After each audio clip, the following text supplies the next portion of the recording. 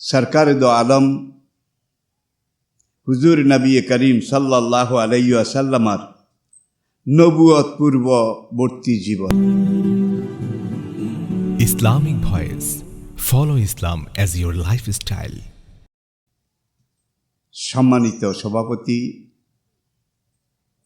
आमार एकांत दीनी भाई, प्रिय संचालक,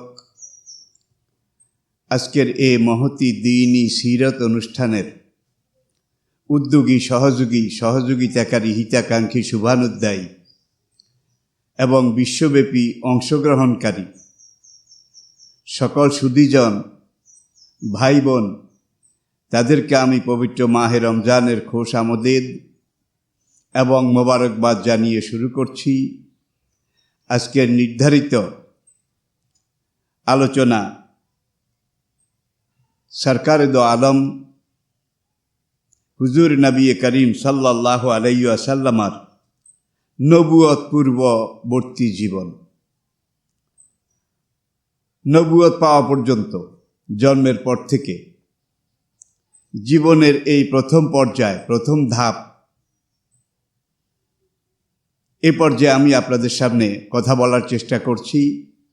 মহান রব্বুল আলামিন আমাকে সহি কথাগুলো বলার মতো তৌফিক সৌভাগ্য দান করুন এবং বিশ্বব্যাপী অগণিত শ্রোতা দর্শক তাদের সবাইকে এখান থেকে সবক গ্রহণ করার যোগ্যতা তৌফিক মানসিকতা দান করুন। প্রিয় ভাইয়েরা, নবুয়ত পূর্ব জীবন, প্রথমে ঘটনা ইতিহাস এটা পর্যালোচনা যদি আমরা না করি তাহলে মূল ঘটনা এবং এই ঘটনার মধ্যে আমাদের শিক্ষণীয় দিক এবং বিভিন্ন রকমের পর্যায় পরম্পরা পরিক্রমা এগুলো ব্যাহত হবে। তাই আসুন নবী মুহাম্মদ সাল্লাল্লাহু আলাইহি সাল্লামের এই দুনিয়াতে আবির্ভাব, আদম আলাইহিস সালামের দশম প্রজন্ম সাইয়েদনা নূহ আলাইহিস সালাম,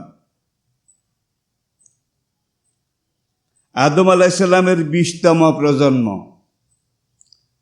বাবায়ে কওম বাবায়ে মিল্লাত সাইয়েদনা ইব্রাহিম আলাইহিস সালাম, আদম আলাইহিস সালামের 79তম প্রজন্ম কুরাইশদের হুজুর নবী করিম সাল্লাল্লাহু আলাইহি ওয়াসাল্লামের পূর্বপুরুষ কুরাইশ বংশের যিনি প্রবক্তা উদ্যোক্তা ফিহির বিন গালেব এই ব্যক্তি, আর আদম আলাইহিস সালামের 90তম প্রজন্ম হযরত মুহাম্মদ সাল্লাল্লাহু আলাইহি ওয়াসাল্লাম। প্রজন্ম এই ধরনের একটা হিসাব আমি আপনাদেরকে দিতে বাধ্য হলাম। এর কারণ যীশু খ্রিস্টের জন্মের পূর্বে বিশ্বব্যাপী দুনিয়াব্যাপী সময়ের কোনো নির্ধারিত হিসাবপঞ্জি ক্যালেন্ডার এগুলো ছিল না। তবে অমুকের প্রজন্ম তমুক, তার প্রজন্ম অমুক, এই ধরনের একটা হিসাব এটা খ্রিস্টীয় যীশু খ্রিস্টের জন্মের পর থেকে আমরা যেই হিসাবের সন পেয়েছি, যেমন আজকে 2021 মাসের এত তারিখ, কিন্তু এর আগে যীশু খ্রিস্টের জন্মের আগে এই ধরনের হিসাবের কোনো হিসাবপঞ্জি ধারাবাহিকতা ছিল না। এই জন্য আমি আদম আলাইহিস সালাম থেকে আমাদের নবীর জন্ম 570 খ্রিস্টাব্দ, এটাকে প্রজন্মের পর প্রজন্ম, জেনারেশন টু জেনারেশন, এক প্রজন্ম থেকে আরেক প্রজন্ম পর্যন্ত এই ধরনের হিসাবটা দিতে বাধ্য হলাম। এবং বিভিন্ন মুফাসসির, বিভিন্ন মুহাদ্দিস মুহাক্কিক, বিভিন্ন মুআররিখ, সকল শরীয়ত বিশেষজ্ঞ ইতিহাসবিদ তারা এই হিসাবটাকে আদম থেকে আমাদের নবী পর্যন্ত বংশ পরম্পরা কুষ্টিনামা যেটাকে বলা হয়, এটাকে সহিশুদ্ধভাবে জাতির সামনে উপস্থাপন করেছেন এবং কনফার্ম করেছেন, যার জন্য এর চাইতে নির্ভরযোগ্য বংশ তালিকা আমরা এ পর্যন্ত জানতে পারিনি। এবং সকল পর্যায়ের সকল বিশেষজ্ঞ, শুধু ইসলামী বিশেষজ্ঞ নয়, সকল যুগের সকল ঐতিহাসিক সকল বিশেষজ্ঞ এই ব্যাপারে ঐক্যমত পোষণ করেছেন। হুজুর নবী করিম সাল্লাল্লাহু আলাইহি ওয়াসাল্লাম জন্মগ্রহণ করেছেন মক্কা নগরীতে, যে মক্কা শহরটাকে বলা হয় লাল্লাজি বেবাক্কাতি মোবারাকা হুদাল্লিল আলামিন। যেই মক্কা নগরটাকে বলা হয় ইন্না আউয়ালা বাইতি উদিয়া লিন্নাস, দুনিয়ার প্রথম ঘর।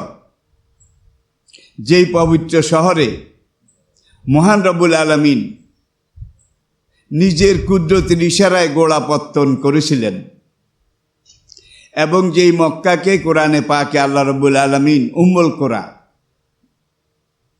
গ্রামসমূহের মা, গ্রামসমূহের মূল, গ্রামসমূহের রুট উম্মুল কোরা নামে অভিহিত করেছেন। সেই মক্কা নগরে 570 খ্রিস্টাব্দের 12ই রবিউল আউয়াল, এটাই নির্ভরযোগ্য বলে অধিকাংশ বিশেষজ্ঞ ঐতিহাসিক তাদের মত, তিনি জন্মগ্রহণ করেছিলেন। আব্বা আব্দুল্লাহ নবীজির পিতা, জন্মের 6 মাস আগে তিনি দুনিয়া ছেড়ে চলে গিয়েছিলেন। বিধবা মা জননী আমেনা রাদিয়াল্লাহু তাআলা আলাইহা সালাম, তার গর্ভে নবী করিম সাল্লাল্লাহু আলাইহি ওয়াসাল্লাম জন্মগ্রহণ করেছিলেন। জন্মের পরে আরবের চিরন্তন চিরচলিত প্রথা অনুযায়ী নবীজির দুগ্ধদান, দুগ্ধপান, লালন পালনের ভার মক্কা থেকে প্রায় 80 কিলোমিটার দূরে বর্তমান অভিজাত তায়েফ নগরী, তায়েফ নগরীর লাগোয়া শহরতলিতে একটা গ্রাম রয়েছে, একটা এলাকা রয়েছে, যেই এলাকাটা, যেই গ্রামটার নাম সাহান। সাহান, সোয়াদ হানু, সাহানপল্লী। এই সাহানপল্লীর জনৈক দরিদ্র মহিলা হালিমা, তিনি মক্কাতে গিয়েছিলেন অভিজাত বংশের, বড় বড় বংশের সন্তানদের লালন পালন করার জন্যে, ফর এ টাইম বিং। দুগ্ধপানের সময়টা বিশেষ করে নির্ধারিত। এভাবে তারা প্রত্যেক বছর আসতো, এবারও আসলো। হালিমার বাহন উটটা খুব দুর্বল ছিল, পোশাকে আশাকে চলনে বলনে। হালিমা তিনি একেবারে যে দরিদ্র এবং দারিদ্র্যের কষাঘাতে নিপতিত, এটা বোঝা যায়। অন্যান্য মহিলারাও আসলো একই সময়, একটা কাফেলা হিসাবে। সবাই সবার পছন্দ মতো বাচ্চা নিয়ে গেল, কিন্তু মা আমেনার এই তিন বাচ্চাটাকে তায়েফের কোনো মহিলা নিল না। যেই ছেলে জন্মের আগে পিতা মারা গেছে, এখন অভিভাবক বলতে তেমন কেউ নেই। এই শিশুপুত্রকে লালন করলে আমাদের কোনো লাভ হবে না। সবাই তাদের পুত্র নিয়ে তায়েফ রওনা করেছে। হালিমা চিন্তা করলেন, কিছু পাই অথবা না পাই, বেশি হোক কম হোক, যদি একবারে নাও পাই, রিক্ত নিঃস্ব অবস্থায়ও যদি আমি তাকে লালন পালন করি, অন্তত মহান মালিকের কাছে আমি এর একটা পুরস্কার পাব। এই নিয়তে দুনিয়াতে চাওয়া পাওয়া, এটাকে বিসর্জন দিয়ে মহান রবের সন্তুষ্টি, এটাকে অগ্রাধিকার দিয়ে হালিমা বিধবা মা আমেনার এই পুত্র সন্তানকে দুগ্ধপান লালন পালনের জন্য তায়েফে নিয়ে গেলেন। বাচ্চাকে নিয়ে উটের পিঠে চড়লেন, তার ভাগ্যের দুয়ার খুলে গেল। উট সব উটকে পেরিয়ে সবাইকে পিছনে ফেলে সবার আগে তায়েফ নগরীতে গিয়ে উপনীত হলো এবং এই 80 মাইল 50 মাইল প্রায় 80 কিলোমিটার 75 কিলোমিটার এই যাওয়ার পথে উটটা পুরাপুরি সবল নাদুস নুদুস হয়ে গেল। বাড়িতে যেই বকরি ছিল বকরিগুলার ওলানে পালানে দুধের জোয়ার এসে গেল। হালিমার পরিবার পরিজন তারা পরিতৃপ্ত হয়ে খাওয়ার পরে প্রচুর দুধ উদ্বৃত্ত থাকতে শুরু করলো। এগুলোকে বিক্রি করে ধীরে ধীরে হালিমার পরিবারটা একটা পর্যায়ে এসে উপনীত হলো। মা হালিমা তিনি নিজে বর্ণনা করেছেন যে মোহাম্মদের পাশাপাশি আমার আরেকটা আপন পুত্র ছিল। মোহাম্মদকে আমি কোনোদিন আমার 2টা স্তনের দুধ পান করাতে পারিনি। তিনি একটা স্তন থেকে দুধ পান করতেন এবং সেটা ছিল ডান দিকের স্তন। অবশ্যই এই শিশুপুত্র তার আগে তার পূর্বে মা হালিমার আরেকটা কন্যার সন্তান ছিল যার নাম ছিল সায়মা, আর এই শিশুপুত্রটার নাম ছিল আব্দুল্লাহ। অবশ্যই অন্য রাওয়ায়াতে আরেক নাম রয়েছে, কিন্তু আব্দুল্লাহ নামটা অধিকাংশ বর্ণনাকারী গ্রহণ করেছেন, এই জন্য আমি সেটাই উল্লেখ করলাম। ধীরে ধীরে তিনি বড় হতে লাগলেন। মা আমেনাও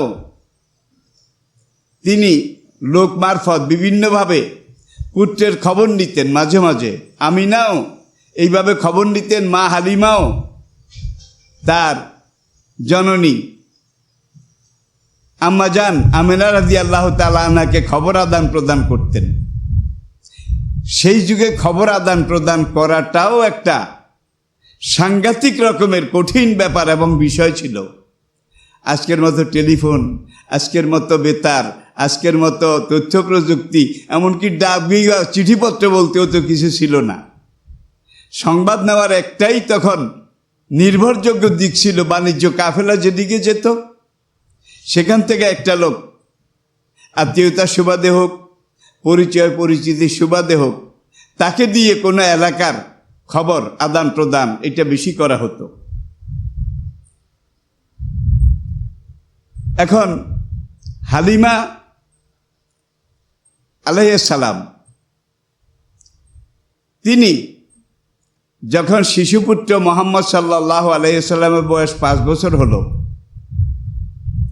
তার কিছু আগ থেকেই 4 বছর বয়সে উপনীত হওয়ার পরে দুধ ভাই আব্দুল্লাহ, আবার মাঝে মাঝে দুধ বোন সায়মা তার সাথে বাড়ির আশেপাশে সাহানপল্লীর বিভিন্ন পাহাড়ের ডালে ডালে উপত্যকায় যখন হালিমার এই ছেলে এবং মেয়ে তার সঙ্গে এই পালক পুত্র মোহাম্মদ বকরি চড়াতে যেতেন। মোহাম্মদ সাল্লাল্লাহু আলাইহি ওয়াসাল্লামের বয়স 5 বছর পুরো হলো। সায়মা একদিন দৌড়তে দৌড়তে মা হালিমার কাছে এসে ভয়ার্ত দৃষ্টিতে বলল যে মা, আমাদের কুরাইশি ভাই মোহাম্মদকে 2 জন লোক এসে পাহাড়ের ডালে শোয়ায় তার বুকটা চিরে ফেলেছে। মা হালিমা তড়িঘড়ি করে পাগলিনীর মতো সেই দিকে দৌড় দিলেন। সেখানে গিয়ে দেখেন ভীত বিহবলভাবে শিশু নবী সেখানে বসা আছেন।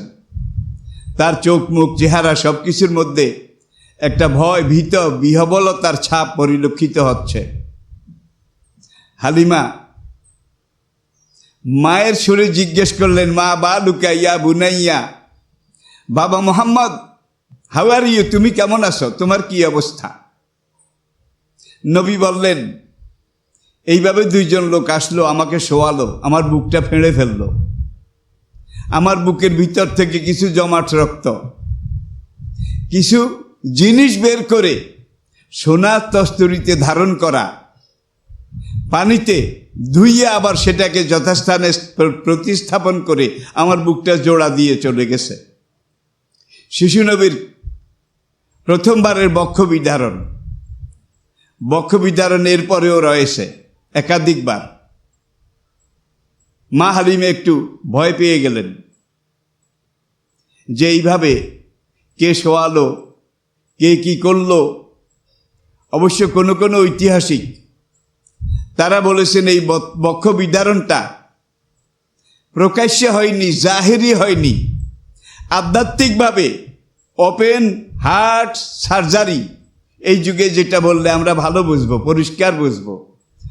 ওপেন হার্ট সার্জারি মহান আল্লাহ রাব্বুল আলামিন কর্তৃক প্রেরিত সাইয়েদনা জিব্রাইল এবং সাইয়েদনা মিকাইল, এই দুইজন ফেরেশতাদ্বয়ের হাতে আল্লাহ রাব্বুল আলামিন সম্পন্ন করেছিলেন। মা হালিমা কিছুটা ভীত হলেন। এর আগেও আমেনা কিন্তু বলেছিলেন মুহাম্মদকে এবার আমার কাছে ফিরিয়ে দিতে পারো, কিন্তু মুহাম্মদের আচার আচরণ, ব্যবহার, দুধ ভাই বোন দুইজনের সাথে তার যে সম্পর্ক আর তার সংসারে যেই বরকত, যেই প্রাচুর্য, যেই নেয়ামতের ঢল বন্যা প্রবাহিত হচ্ছে, হালিমা চিন্তা করলেন এটা আমার লক্ষ্মী ছেলে, এটাকে যত বেশি রাখতে পারি ততই লাভ। বক্ষ বিদারণের ঘটনা যখন ঘটে গেল, হালিমা ভয় পেয়ে গেলেন। ভয় পেয়ে তিনি চিন্তা করে নিজেই একদিন উদ্যোগী হয়ে শিশুপুত্র মুহাম্মদ সাল্লাল্লাহু আলাইহি সাল্লামকে আমেনার কাছে এনে ফেরত দিলেন। ফেরত দেওয়ার 1 বছর পরে, 6 বছর বয়সে মা আমেনা তিনি দুনিয়া থেকে চলে গেলেন। মুহাম্মদ সাল্লাল্লাহু আলাইহি সাল্লাম মাতৃহীন হয়ে গেলেন। দাদা আব্দুল মুত্তালিব তিনি শিশু পৌত্র মুহাম্মদ সাল্লাল্লাহু আলাইহি সাল্লামকে লালন পালনের দায়িত্ব গ্রহণ করলেন। পরের বছর 7 বছর বয়সে দাদা আব্দুল মুত্তালিব তিনিও দুনিয়া ছেড়ে চলে গেলেন। এবার চাচা আবু তালেব, আব্দুল মুত্তালিবের পুত্র, তিনি ভ্রাতুষ্পুত্রের লালন পালনের অভিভাবকত্ব এটা গ্রহণ করলেন। এগুলো ইতিহাস। শুধু আমি এই জন্যে অতি সংক্ষেপে এটা সম্মানিত শ্রোতা দর্শক ভাইদের সামনে পেশ করলাম যে দুধমা হালিমা নবুয়তের পরে মাঝে মাঝে আসতেন। এমনকি যখন হুজুর মদিনায়, শাহানশাহ তাজদারে মদিনা, তখনও দুধমা হালিমা সেখানে যেতেন। ইতিহাসে আমরা দেখেছি যে দুধ বোন সাইমা হুজুর যেদিন তায়েফ অবরোধ করলেন মুসলমান মুজাহিদিনদেরকে নিয়ে, সেই তায়েফ অবরোধের দিন হুনাইন যুদ্ধের অব্যবহিত পূর্বে অনেক বিদ্রোহী তারা বন্দী হয়ে যখন হুজুরের সামনে আনিত হলো, এখন এই বন্দীদেরকে চিহ্নিত করা হচ্ছে কে কোনখানের, কার কি পরিচয়, কার কি বংশধারা। পরিচয় করতে করতে একজন মহিলা পাওয়া গেল। সেই মহিলা হুজুর যখন বললেন who are you, what is your identification, মহিলা কে তুমি, কি তোমার আসল পরিচয়? মহিলা মুচকি হেসে বললেন আমার নাম সাইবা। মুহাম্মদ তায়েফের সাহানপল্লীর পাহাড়ের ডালে ডালে, অলিতে গলিতে, একাধারে 5 বছর বয়স হওয়া পর্যন্ত হাঁটতে শিখার পর থেকে বাড়ির আশেপাশে সাহানের বিভিন্ন এলাকায় মরুদ্যানে তুমি আমার দুধ ভাই ছিলে। মক্কার কুরাইশ বংশে তোমার জন্ম। আমার আম্মা তোমাকে দুগ্ধদানের জন্য নিয়ে এসেছিলেন। তুমি সেই মুহাম্মদ আজকে মদিনার শাহানশাহ, অর্ধেক পৃথিবীর বাদশাহ, আর আমি তোমার দুধ বোন সাইমা অদৃষ্টের নির্মম পরিহাসে আজকে তোমার হাতে বন্দী। হুজুর বললেন তুমি যে সাইমা তার আসল প্রমাণ কি? সাইমা তখন তার পিঠের একটা জায়গা, তার পোশাক অল্প একটু উন্মোচন করে দেখালো। মুহাম্মদ, শিশুকালে যখন আমি তোমাকে কোলে পিঠে করে লালন পালন করছিলাম, একদিন আমি মজা করে তোমার পাও দুইটা আমার কাঁধে নিয়ে তোমাকে আমার পিছনের দিকে পিঠের উপরে করে যখন বহন করে নিয়ে যাচ্ছিলাম, তখন তুমি আমার পিঠে এমন জোরে একটা কামড় বসিয়ে দিয়েছিলে, যেই কামড়ে আমি কয়েক মাস জখমের ব্যথা ভোগ করেছিলাম। আমি সুস্থ হওয়ার পরেও তুমি এটা বারবার দেখতে এবং হাসতে যে বোন, যেমন তোমার আচরণ তেমন কামড়, এই দেখো এটা সেই কামড়ের দাগ। নবীজি কেঁদে ফেললেন, সঙ্গে সঙ্গে ঘোষণা দিলেন যে তায়েব থেকে বন্দী হিসাবে নর নারী, নারী পুরুষ যারা এসেছে, আমার দুধ বোন সাইমার খাতিরে তাদের সবাই আমি মুক্তি ঘোষণা করলাম। সাহাবায়ে কেরাম বিনা দ্বিধায় নিঃসংকোচে এটাকে মেনে নিলেন। ইতিহাস আরো সাক্ষী, মা হালিমা মাঝে মাঝে আসতেন, হুজুর নিজে নিজের আসন থেকে উঠে চাদরটা মা হালিমাকে পেতে দিতেন, বিছিয়ে দিতেন এবং মা,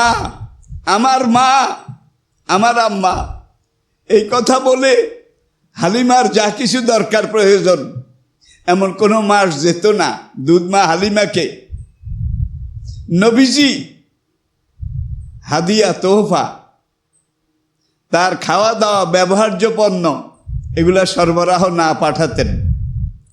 প্রিয় ভাইয়েরা, নবী ধীরে ধীরে বড় হতে লাগলেন চাচা আবু তালেবের সাথে। আবু তালেব বেচারার পুঁজি বেশি ছিল না, সন্তান সন্ততি অধিক ছিল, অন্যটনের সংসার ছিল, যার জন্যে আলামিন, তিনি তো ভাইয়ের ছেলে, বোঝার উপর শাখের আটি, জন্মগত ছেলের সাথে মৃত ভাইয়ের আরেকটা পুত্র। একটু যখন বয়স বাড়ল, হুজুর নিজেও এটা উপলব্ধি করলেন। যদিও আবু তালেব আপন ছেলেদের সাথে এই ভাইয়ের ছেলে মোহাম্মদ তার কোনো পার্থক্য নিরূপণ করছেন না, সব কিছু সমানভাবে হ্যান্ডেলিং করছেন, তারপরেও বয়স হওয়ার পরে নবীজি আস্তে আস্তে যখন যৌবনে পৌঁছতে লাগলেন, তিনি বুঝলেন বেচারার অনটনের সংসার, নিজের এতগুলো ছেলে পেলে, এর উপরে আবার আমি হুজুরের কাছে একটু আনিজি, অস্বস্তি এটা বোধ হতো মাঝে মাঝে। চাচাকে একদিন নিজেই উদ্যোগী হয়ে বললেন, চাচা আপনি যে মাসে একবার বা 2 মাসে একবার, ত্রৈমাসিক একবার সিরিয়ায় ব্যবসা করতে যান, পুঁজি তো সামান্য, তো সামান্য পুঁজির সামান্য ব্যবসা, সামান্য লাভ, চাচা আপনি যদি আমাকে একটু নিয়ে যান, তাহলে আমি সেখানে গিয়ে আপনার ব্যবসার কার্যক্রম, ব্যবসার নিয়ম নীতি এগুলো একটু দেখে কিছু শিখলে ভালো হয় না? আবু তালেব রাজি হলেন। ঐতিহাসিক বর্ণনা অনুযায়ী একাধিক সফরে আবু তালেবের সাথে মুহাম্মদ সাল্লাল্লাহু আলাইহি সাল্লাম তিনি সিরিয়া গেলেন। সেখানে একাধিকবার, তদানীন্তন সিরিয়া এবং দেমাস্ক, এই 2টা নগরী তখনকার খ্রিস্টান ধর্মের কেন্দ্রবিন্দু ছিল। খ্রিস্টান দরবেশ বুহায়রা এবং অন্য আরেকজন পাদ্রী, ধর্মীয় নেতা, গির্জার যারা উত্তরাধিকারী এবং পরিচালনাকারী, তারা আবু তালেবকে বলল, এই সেই ছেলে, যেই ছেলের কথা তাওরাতে রয়েছে, ইনজিলে রয়েছে, যেই ছেলের ভবিষ্যৎবাণী সম্পর্কে আগের ধর্মগ্রন্থ সমূহে রয়েছে, মাসালুহুম ফিত তাওরাতে ও মাসালুহুম ফিল ইনজিল, এই সেই ছেলে। হে আবু তালেব, তুমি এই ছেলেটাকে সাবধানে রেখো। ইহুদিরা যদি ওকে দেখতে পায় এবং চিনে ফেলে, নিঃসন্দেহে তাকে হত্যা করবে। ইহুদি জাতি হবে এই ছেলের এবং এই ছেলের অনুসারী ইসলাম ধর্মের সবচেয়ে বড় দুশমন। আবু তালেব অনেকটা সাবধানী হয়ে গেলেন, ভ্রাতুষ্পুত্রকে নিয়ে মক্কায় ফিরে এলেন। এরপরেও একাধিকবার সাবধানতার সাথে তিনি আবু তালেবের সাথে সিরিয়া সফরে গেলেন। মোটামুটি ব্যবসার আড়ত, মন্ডি, কেনাবেচা, হ্যান্ডেলিং, লেনদেন, এগুলোর ব্যাপারে তিনি সম্যক একটা অভিজ্ঞতা লাভ করলেন।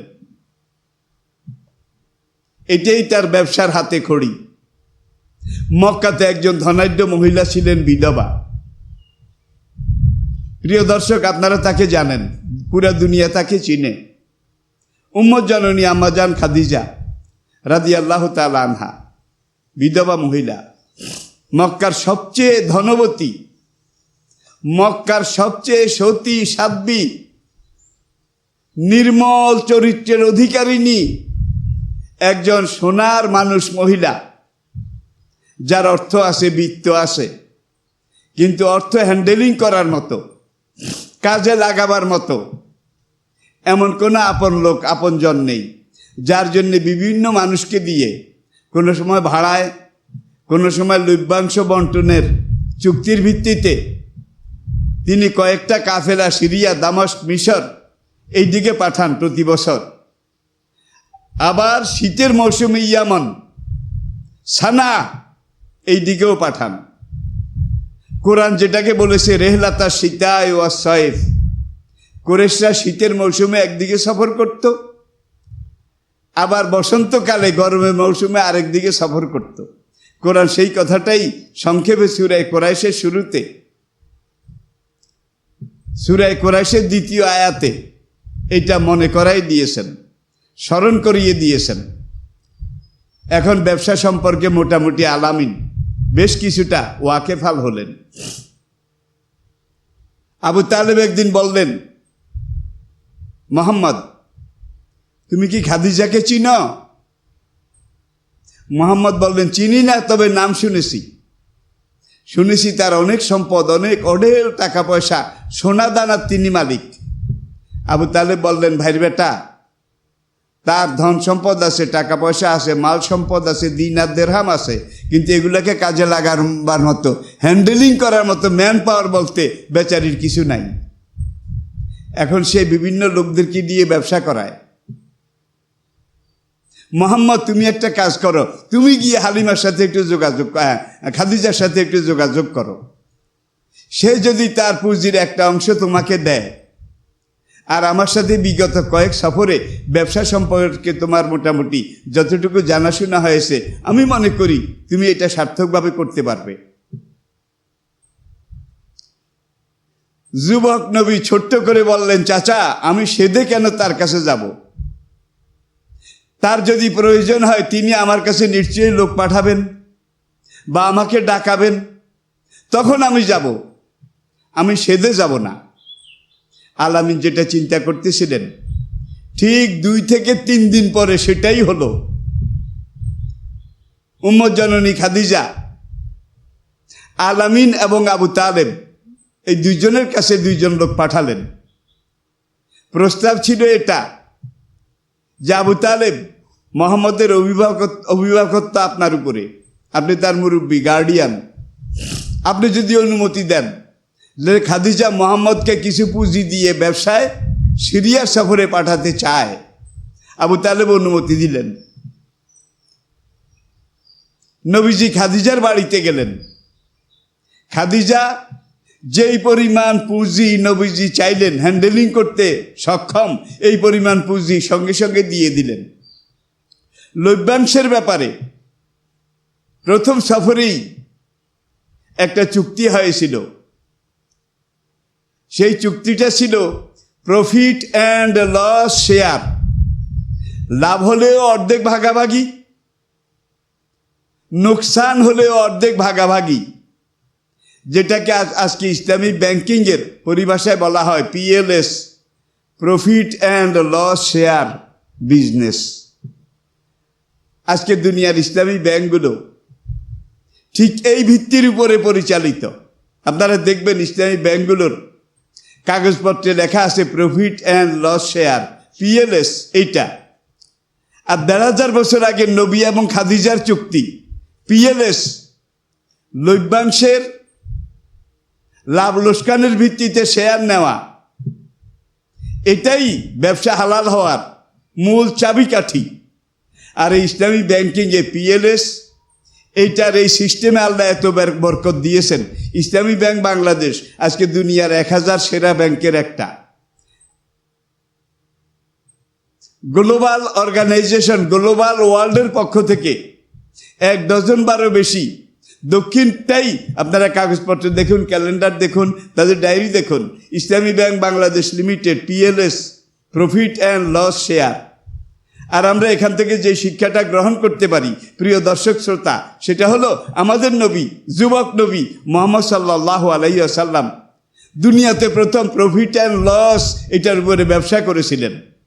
এবং এই নবী এই ব্যবসার এই রাজ্যে প্রথম মুদারিব ছিলেন। মুদারিব, প্রফিট লস শেয়ারের ব্যবসা তিনি করেছিলেন। প্রথম সফরে এত লাভ হলো, দ্বিতীয় সফরে খাদিজা বললেন, তোমার সাথে আরও কিছু লোক দেই, তোমার নেতৃত্বে তাদেরকে নিয়ে, সঙ্গে নিয়ে তোমার হেল্পার হিসাবে তুমি ব্যবসা করো, পুঁজি বাড়ক, লভ্যাংশ আরও বাড়তি মোটা হিসাবে আসবে। তাই করা হলো। এইভাবে 3 থেকে 4টা সফর যখন হয়ে গেল, খাদিজার এই প্রচুর সম্পদের উপর আরও লাভের লাভ। আবার নবী যে অংশটা পেতেন সেটা আবু তালেব তার পরিবারকে যখন একটা বিশাল অংশ দিলেন, আবু তালেবের পরিবারটাও অল্প সময়ের ভিতরে স্বাবলম্বী হয়ে গেল। ইতিহাস অনেক লম্বা। সফর, কাফেলা মক্কায় ফিরে আসার তারিখ আজকে। খাদিজা সারাদিন অপেক্ষা করছেন, কাফেলা আসে না কেন? আলামিনের প্রতি খাদিজার বিষম একটা দুর্বলতা, তার অন্তরে এত ভালো মানুষ, এত আমানতদার, ব্যবসা এত দিনার দেরহাম, এত লাভ। আলামিন চাইলে তো একটা অংশ রেখে দিতে পারত, আমার অজান্তে সে কিছু আত্মসাৎ করতে পারত না। একেবারে শতভাগ হিসাব কষে কষে আমানতদারির ভিত্তিতে সেই পুঁজি নিয়ে যায়, ব্যবসা করে, আবার লভ্যাংশ পুঁজি সহ ফিরে আসে। এমন আমানতদার মানুষ মক্কা আমি আরেকজন দেখিনি। খাদিজা নিজে চিন্তা করলেন, হায় রে, বয়সের যদি সামঞ্জস্যতা থাকতো তাইলে এই আলামিনকে আমি স্বামী হিসাবে গ্রহণ করতাম। এখন তো এটা কল্পনাও করা যায় না, কারণ আমার বয়স 40 আর আলামিনের বয়স মাত্র 25। এই অসম একটা বিয়ে, এটা কল্পনা করা যায়, কিন্তু বাস্তবে এটা আশা করা যায় না। হালিমার মনে মনে যদিও উদগ্র আশা ভরসা, এটা মনে মনে অন্তরে জাল বুনছেন, কিন্তু মুখ খুলে বলছেন না। একদিন সফর থেকে ফিরে আসার পরে খাদিজার এক বান্ধবী নাফিসা, যেই নাফিসাকে খাদিজা শিখিয়ে দিয়েছিলেন, শিখিয়ে দেওয়া কথা, নাফিসা এসে আলামিনকে বলতে লাগলো যে, আমিন, মোহাম্মদ তুমি বিয়ে করো না কেন? এতদিন তোমার টাকা পয়সা ছিল না, এখন তো আমার বান্ধবী খাদিজার পুঁজি নিয়ে তুমি অর্থবিত্তের মালিক, বিয়ে করছো না কেন? হুজুর বললেন, হ্যাঁ, এটা আমিও চিন্তা করছি, তবে আমার চাচা তিনি যেটা সিদ্ধান্ত নেন সেটাই কার্যকর হবে। নাফিসা এসে বললেন যে, আমি খাদিজার বিয়ার প্রস্তাব নিয়ে দ্বিতীয়বার আলামিন তোমার কাছে এসেছি। হুজুর মুস্কি হেসে বললেন যে, আমার বিয়ে করার মতো পুঁজি এখনো হাতে নাই, যা পেয়েছি ব্যবসার সুবাদে তা চাচার এই বিশাল সংসারে আমি সব দিয়ে দিয়েছি। নাফিসা ছোট্ট করে বললেন, এমন প্রস্তাব যদি আপনার কাছে আসে যে আপনার বিবাহের খরচাপাতি, বিবাহের সব হ্যান্ডেলিং, লেনদেন সব কিছুর দায়িত্ব নেবে, এরপরে আরও যত কিছু দরকার তার দায়িত্ব নেবে, তাহলে কি আপনি রাজি হবেন? হুজুর বুঝতে পেরেছিলেন প্রস্তাবটা কোথার থেকে, নাম যদিও নাফিসা এখনো বলেননি। হুজুর বললেন, কার ব্যাপারে কথা বলছো? নাফিসা ছোট্ট করে বললেন, উম্মত জননী খাদিজার ব্যাপারে। আলামিন বললেন, আমার সাথে কথা বলে লাভ নেই, আমার চাচা, আমার অভিভাবক আবু তালেব মক্কার কুরাইশের নেতা, তার সাথে তুমি আলাপ করে দেখতে পারো। এখানে একটা জিনিস আমরা প্রকাশ্য দিবালোকের মতো পাই। একজন যুবক যখন বিয়ের বয়সে আসে, বিয়ে করার জন্য মন মানসিকতা তার মধ্যে ফুটে উঠে, তখন সে নিজে সিদ্ধান্ত নেওয়ার মালিক নয়। তার সিদ্ধান্ত নেবে একমাত্র তার বৈধ অভিভাবক। ইসলাম যাকে বলেছে ওলিয়ে মজবের, ওলিয়ে মজবের, বৈধ যিনি অভিভাবক, যার জন্য আলামিন বাবা নাই, মাও নাই, অভিভাবক বলতে এই চাচা ছাড়া আর কেউ নাই, সেই অভিভাবককেই দেখিয়ে দিলেন। নাফিসা চাচার কাছে সরাসরি প্রস্তাব নিয়ে গেল। চাচা আবু তালেব বললেন, মোহাম্মদের সাথে কি যোগাযোগ হয়েছে? নাফিসা ছোট্ট করে বললেন, হ্যাঁ, মোহাম্মদ তো অরাজি নয়। রাজি আছে এই কথা কিন্তু বলেনি, অরাজি নয়, তবে আপনার সিদ্ধান্তের উপরে মোহাম্মদ সব ছেড়ে দিয়েছেন। আবু তালেব বললেন, ঠিক আছে, আমি কুরাইশ কয়েকজন নেতা, যার মধ্যে হামজা রাদিয়াল্লাহু তাআলা আনহু তিনিও ছিলেন, তাদেরকে নিয়ে খাদিজার বাড়িতে গিয়ে যোগাযোগ করলেন। পাত্রীর বাড়িতে যাওয়া, খোঁজ খবর নেওয়া, বৈধ অভিভাবকের এটাও একটা দায়িত্ব। খোঁজ খবর নেওয়ার পরে বিয়ের একটা তারিখ নির্ধারণ করা হলো। হুজুরের পক্ষ থেকে আবু তালেব, সাইয়্যিদুশ শুহাদা হামজা, আবু বকর রাদিয়াল্লাহু তাআলা আনহু, এই ধরনের আরো হাতে গোনা কয়েকজন, আর খাদিজার বাবা খোয়াইলেদ, তিনি তখন জীবিত ছিলেন না। খাদিজার একজন মাত্র চাচাতো ভাই, কোনো বর্ণনাতে অন্য খালাতো মামাতো এই প্রজন্মের আর কি আপন ভাই নয়, যার নাম ওরাকা ইবনে নাফেল, যিনি সেই জমানার মক্কার তাওরাত জবুরের একজন পণ্ডিত ছিলেন, বিশেষজ্ঞ ছিলেন, একজন ধর্মীয় নেতা ছিলেন। খাদিজার অভিভাবকের দায়িত্ব তিনি গ্রহণ করলেন। ওরাকা ইবনে নাফেলের নেতৃত্বে খাদিজার কয়েকজন নিকটাত্মীয়, তারা একত্রিত হয়ে কথাবার্তা বলে মত বিনিময়ের পরে আলামিনের সাথে খাদিজার নেকা এটা পড়িয়ে দিলেন। তখন আলামিনের বয়স 25 আর খাদিজার বয়স 40। আলামিনের সাথে বিয়ে হওয়ার আগে খাদিজা এর আগে আরো 2 জন স্বামীর ঘর করেছেন। অধিকাংশ ঐতিহাসিকের মতে তারা মৃত্যুবরণ করেছিলেন। সেই ঘরেও খাদিজার সন্তান সন্ততি ছিল। এই সুবাদে আমরা এই সিদ্ধান্তে আসতে পারি যে নবীর বয়স 25, টকবগে একজন যুবক, আর তিনি দেখে শুনে জেনে বুঝে, আর আলামিন তাকে পাওয়ার জন্য মক্কাতে অনেক ঘর, অনেক পরিবার, অনেক মেয়ে আগ্রহী ছিল, কিন্তু নবী কোনো দিকে আগ্রহ প্রকাশ করলেন না, মতামত দিলেন না।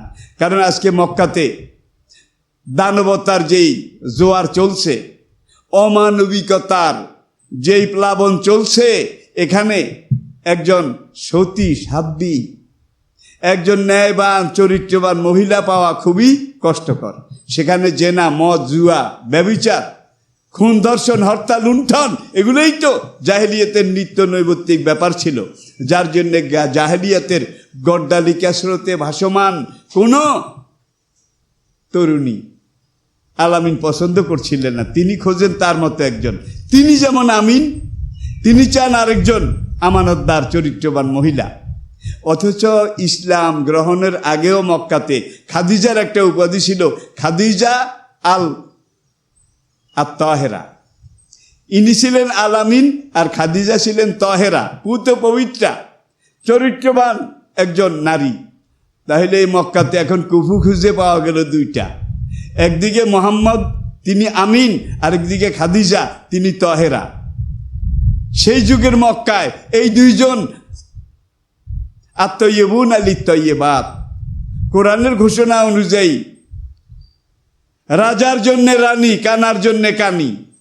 আই রিপিট, অল খবিসুন আলিল খবিসাত, অত-তাইয়্যিবুন আলিত-তাইয়্যিবাত।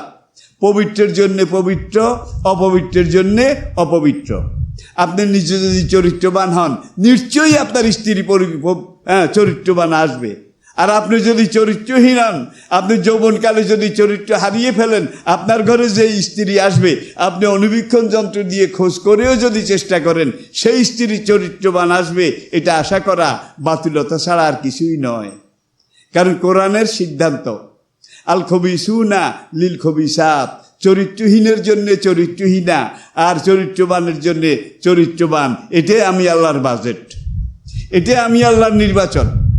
যার জন্য বিধবা হলেও এই খাদিজা মক্কার সবচেয়ে বড় চরিত্রবান মহিলা ছিলেন, আর আলামিন তিনি মক্কার সবচেয়ে বড় চরিত্রবান যুবক ছিলেন। তাহলে আল্লাহর আত্মাইয়িবুন লিত-তাইয়্যিবাত কুফু, কুফু তুল্য চরিত্র, তুল্য বংশ, এটা এখানে মিলে গেল।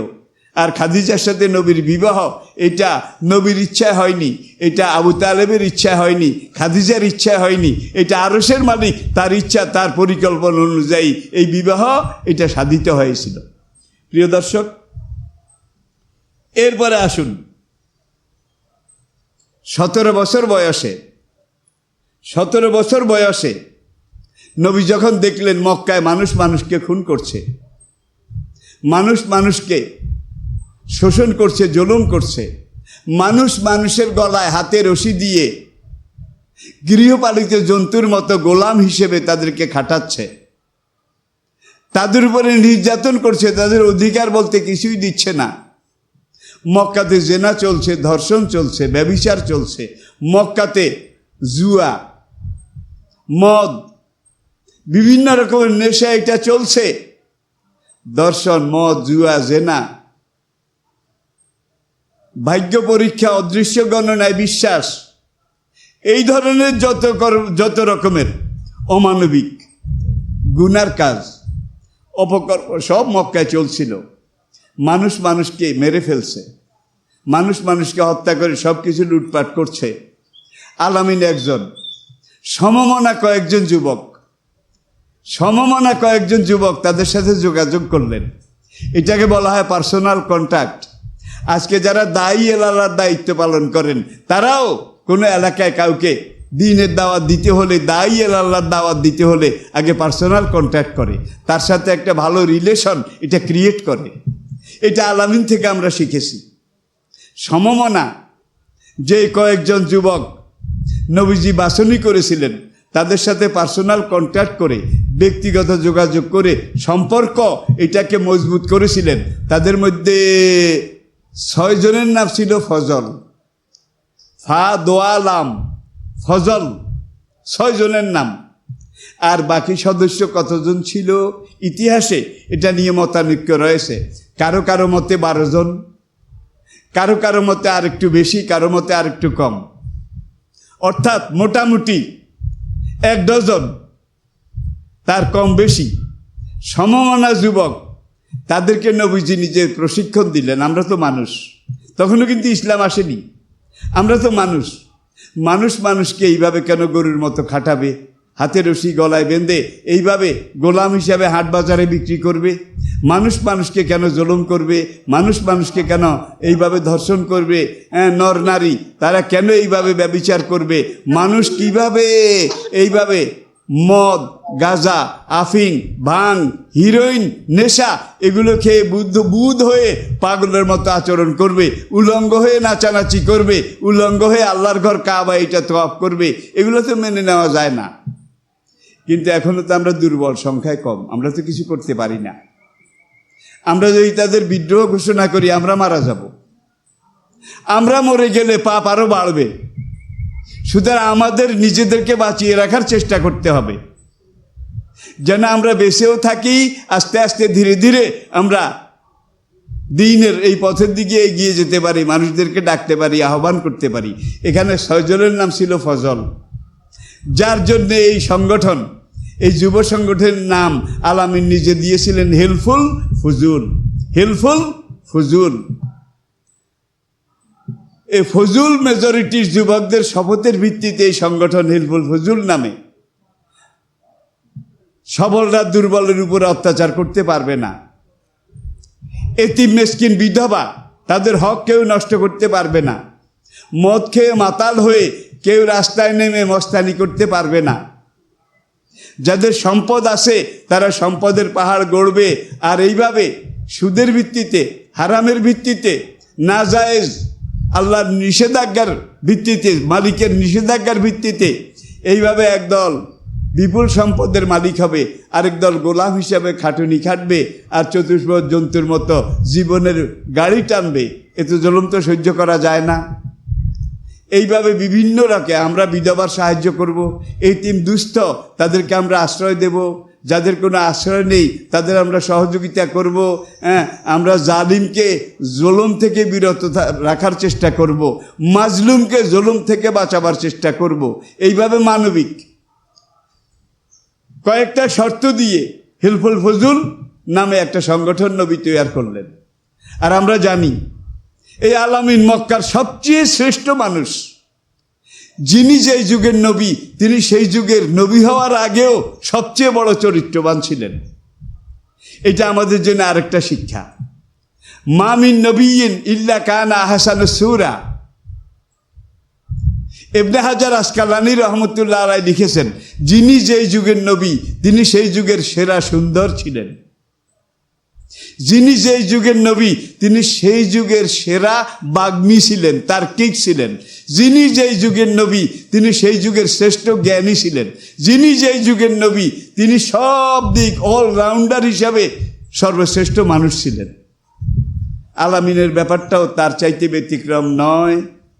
নবী হিসাবে এখনো তিনি দাওয়াত দিচ্ছেন না, কারণ নবুয়ত আসেনি। তবে তিনি চিন্তা করতেছেন হচ্ছেটা কি। তিনি প্রতিরোধ করার চেষ্টা করে যাচ্ছেন এবং মক্কার সবচেয়ে ভালো মানুষটার, পারফেক্ট মানুষটার নেতৃত্বে একাধারে 23 বছর, 17 বছর বয়স থেকে 40 বছর বয়স পর্যন্ত আলামিন এই হিলফুল ফজুলের সভাপতি ছিলেন। বহু চেষ্টা করেছেন, কিন্তু যেখানের জঞ্জাল সেখানে, যেখানের পাপ সেখানে, যেখানের পঙ্কিলতা সেখানে, যেখানের শোষণ সেখানে। নবী একটু নিরাশ হয়ে গেলেন। এত চেষ্টা করলাম, আমার সঙ্গে যে যুবকগুলো এগুলোও তো ভালো, এগুলোও তো পারফেক্ট, তাদেরকে নিয়ে আমি চেষ্টা করলাম, কিন্তু পাপকে তো এক বিন্দু টলানো গেল না, এক বিন্দু হেলানো গেল না, যেখানের পাপ সেখানে। তাহলে কি আমার এই পরিকল্পনায় কিছু হবে না? তিনি একটু হোঁচট খেলেন। হোঁচট খেয়ে হিলফুল ফজুলের কাজও করেন, আবার রাত বিরাতে মাঝে মাঝে তিনি কাবা থেকে 3 কিলোমিটার পূর্ব দিকে হেরা পাহাড়ের গুহায় গিয়ে একা একা চিন্তা করেন, করবোটা কি, কি করা উচিত, কেমনে কি করলে এই জাতিকে এই গড্ডালিকা স্রোত থেকে বাঁচানো যাবে। এটাকে বলা হয় ধ্যান।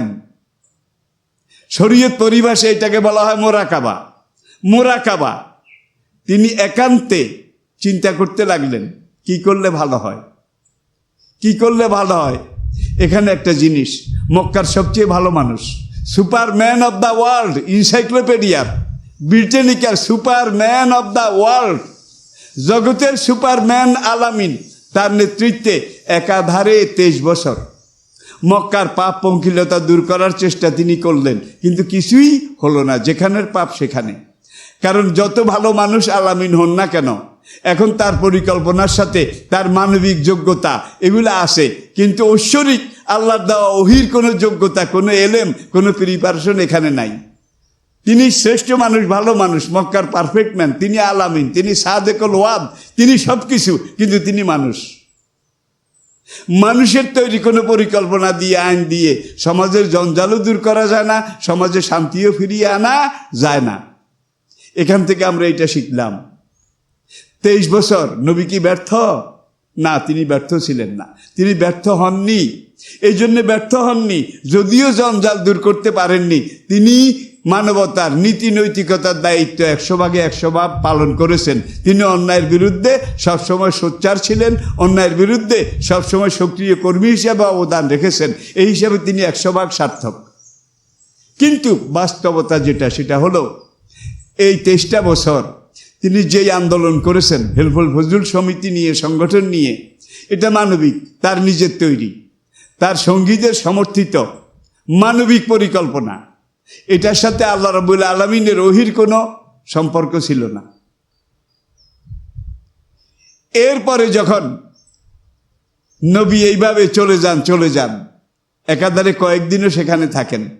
খাদিজা নিজে এত কষ্ট করে এই পাহাড়ের গুহায় এখানে উঠে, যারা একবার উঠেছেন তারা বুঝবেন কত ধানে কত চাঁদ হয়।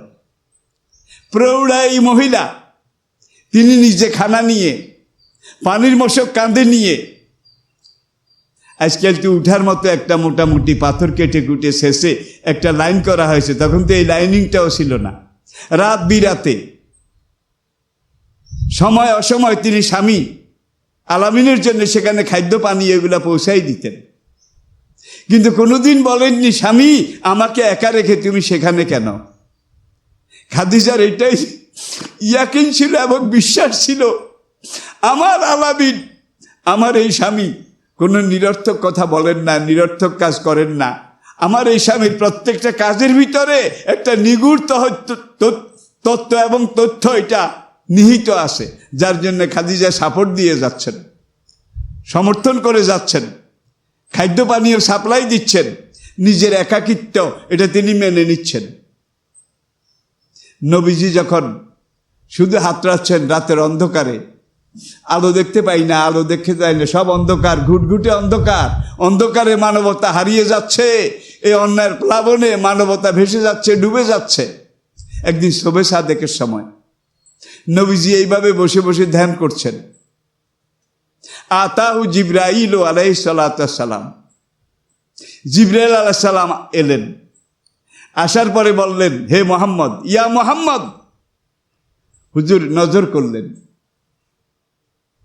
এরপরে হুজুরের বর্ণনা অনুযায়ী দেখা যায় তিনি এমন এক বিভৎস দৃশ্য দেখলেন, এমন এক দেহ কাঠামো তিনি দেখলেন, যেই দেহ কাঠামোর মাথা সাতবক আসমানের উপরে, পা দুইটা সাতবক জমিনের নিচে, তার শরীরে 600 পাখা, এক একটা পাখা মিলাল মাশরিক এলাল মাগরিব। এই বিশাল বিরাট দেহ, বিশাল বপু, সেকেন্ডের মধ্যে তিনি ছোট হতে হতে এখন মানুষের সাইজে চলে আসলেন। এসে এইবার বললেন, একরা ইয়া মোহাম্মদ, একরা বিসমে রাব্বিকাল্লাযী খালাক। হুজুর বললেন, লাস্তু আনা বিকারি, আমি তো পড়তে জানি না। জিবরাইল এইভাবে জড়িয়ে ধরে আলামিনকে একটু চাপ দিলেন বুকের সাথে, ছেড়ে দিয়ে বললেন, একরা ইয়া মোহাম্মদ, একরা বিসমে রাব্বিকাল্লাযী খালাক। মোহাম্মদ তুমি পড়ো, ওই আল্লাহর নামে পড়ো যিনি তোমাকে সৃষ্টি করেছেন। হুজুর এইবারও বললেন, লাস্তু আনা বেকারি, আমি তো পড়তে জানি না। জিবরাইল তৃতীয়বার জড়িয়ে ধরে একটা চাপ দিলেন। পরবর্তীতে হুজুর বললেন, সে মৃত্যু চাপ দিয়েছে, কিন্তু চাপটা আমি এমনভাবে খেয়েছি আমার বুকের হাড় যেন পিঠে চলে গেছে, বামের হাড় যেন ডানে চলে গেছে, আমার সমস্ত শরীর সব একাকার মেচাকার, চূর্ণিত বিচূর্ণিত, ধুনিত বিধুনিত হয়ে গেছে। তৃতীয়বার এইভাবে খানিক চেপে ধরে আমাকে ছেড়ে দিলেন। ছেড়ে দেওয়ার পরে আমি দেখলাম আরশ, কুরসি, লৌহ কলম, আলমে নাসুত, আলমে মালাকুত, অনন্ত বিশ্ব চরাচর সব কিছুর এলেম আমার এখানে এসে গেছে, আমার সিনার মধ্যে এসে গেছে। আমি পড়ে নিলাম, একরা বিসমে রাব্বিকাল্লাযী খালাক। নবুয়তের শুরু। জিবরাইল বললেন, ইয়া মোহাম্মদ, এতদিন ছিলে তুমি ব্যক্তি মোহাম্মদ, এতদিন ছিলে তুমি যুবক মোহাম্মদ, এখন থেকে তুমি নবী মোহাম্মদ। মক্কাতে 23টা বছর একাধারে তুমি শ্রম, এনার্জি, স্ট্রেংথ এটা ব্যয় করেছ জঞ্জাল দূর করার জন্যে, কিন্তু তুমি পারোনি, কারণ এটা তোমার নিজের পরিকল্পনা। মানুষের পরিকল্পনা দিয়ে কোনোদিন মানব সমস্যার সমাধান হয় না, মানব জীবনে শান্তির ফল্গুধারা এটা প্রবাহিত হয় না। এখন থেকে তুমি নবী মোহাম্মদ, আজ থেকে তুমি নবী মোহাম্মদ। মক্কায় ফিরে যাও, গিয়ে তুমি মানুষদেরকে একরা বিসমে রাব্বিকার ভিত্তিতে আল্লাহ যেভাবে নির্দেশ প্রদান করবে সেইভাবে ওহির দাওয়াত দাও, আমর বিল মারুফ নাহি আনিল মুনকার এটাকে বুঝাইতে থাকো, নবুয়তের গুরু দায়িত্ব এটা পালন করতে থাকো, তাহলে তুমি কামিয়াব হবে। নবুয়ত পাওয়ার পর থেকে নবীজির ইন্তেকাল পর্যন্ত 23 বছর। প্রিয় দর্শক, আমি একটা সাংঘাতিক কথা বলেছি, কিন্তু 17 বছর থেকে 40 বছর, 23 বছর, 17 থেকে 40, 23টা বছর নবী হেল্পফুল হুজুরের মাধ্যমে বাতিলের বিরুদ্ধে, অন্যায়ের বিরুদ্ধে আন্দোলন করলেন, কিন্তু লাভ হলো না। পরবর্তীতে 40 থেকে 63 ইন্তেকাল পর্যন্ত তিনি কোরআনের ভিত্তিতে, ওহির ভিত্তিতে আল্লাহর পরিকল্পনা মাফিক দুনিয়াতে দাওয়াত দিলেন, আন্দোলন করলেন, কাজ করে গেলেন। আল্লাহ 100 পরিকল্পনা দিল, 100 সার্থকতা দিল। দেখা গেল পুরা পৃথিবী নয়, অর্ধেক পৃথিবী ইসলামের পায়ের তলে চলে এসেছিল। এটা হলো ইসলামের দাওয়া কাজ, প্রাথমিক যুগ। এবং আমি জাহেলিয়াতের বর্বরতা কিছুই বলতে পারিনি। আসলে একটা মহাসমুদ্রকে একটা চায়ের পেয়ালায় করে আপনাদের সামনে পেশ করা, এটা কঠিনকালেও সম্ভব নয়। ছেড়ে সব কিছু ছেড়ে দিয়ে আমি কয়েকটা মূল কথা বলেছি। এখান থেকে আপনারা ডান বাম চোখ বন্ধ করে একটি চিন্তা করে জেনে নিতে হবে, বুঝতে হবে যে আলামিন কেমন ব্যক্তিত্ব ছিলেন, খাদিজা কেমন মহিষী রমণী ছিলেন। মক্কাতে নবীর কোথাও জায়গা নেই, কোথাও আশ্রয় নেই, আর এই বিধবা মহিলা তিনি তার সমুদয় সম্পদ আলামিনের কাছে এনে দিয়ে দিলেন। সব সম্পদের মালিক তুমি, তুমি যদি এর সব কিছু আল্লাহর রাস্তায় আল্লাহর দ্বীনের কাজে ব্যয় করো, আমি সবচেয়ে বেশি খুশি হব। আর যেই মহিলা মহিষী মা শিশু ইসলামকে কোলে করে বুকে করে লালন করে ধারণ করে নবীর সহধর্মী সহকর্মী হিসাবে খাদিজা যদি এইভাবে শিশু ইসলামকে সেই নির্যাতনের যুগে, সেই বর্বরতার যুগে, বিরোধিতার যুগে খাদিজা যদি এইভাবে কোলে নিয়ে ইসলামে আলগায় নিয়ে এগিয়ে না নিতেন, তাহলে বোধহয় ইসলামের ইতিহাস আরেকভাবে লেখা লাগতো।